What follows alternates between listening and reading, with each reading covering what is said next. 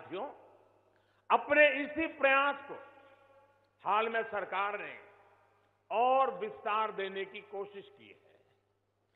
सामान्य श्रेणी के गरीब युवाओं को शिक्षा और सरकारी सेवाओं में 10% आरक्षण नए भारत के आत्मविश्वास को और बढ़ाने वाला है।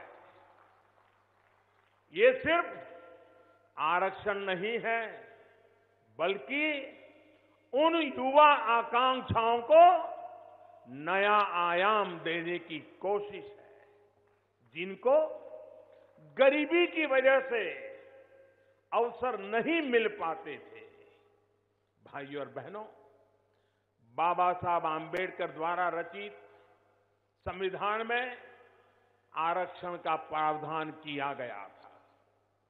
ये मेरे उन भाइयों बहनों को समानता देने की ऐतिहासिक कोशिश थी, जिनके साथ जाति के आधार पर भेदभाव किया जाता रहा है।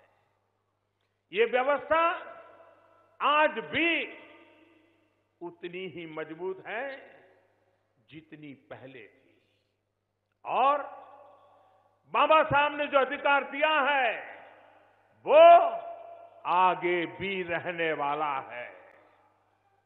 लेकिन अवसरों की समानता और सामाजिक न्याय को मजबूत करने की बात करते हुए सामान्य वर्ग के गरीब को नजरअंदाज नहीं किया जा सकता था।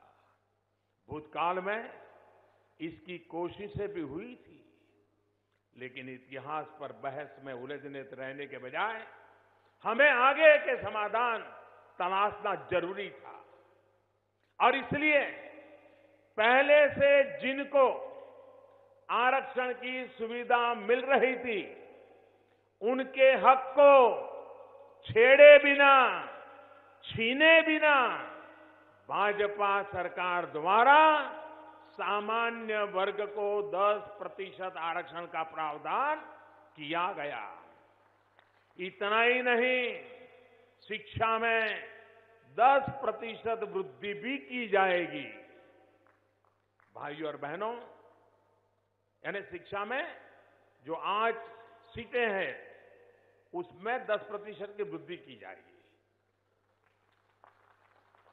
बहनों और भाइयों, सब कुछ इसी से ठीक हो जाएगा, ये दावा न मैंने कभी किया है और न मैं करता हूं, लेकिन ये भी एक रास्ता है जो सामान्य वर्ग के गरीबों को अवसर की समानता की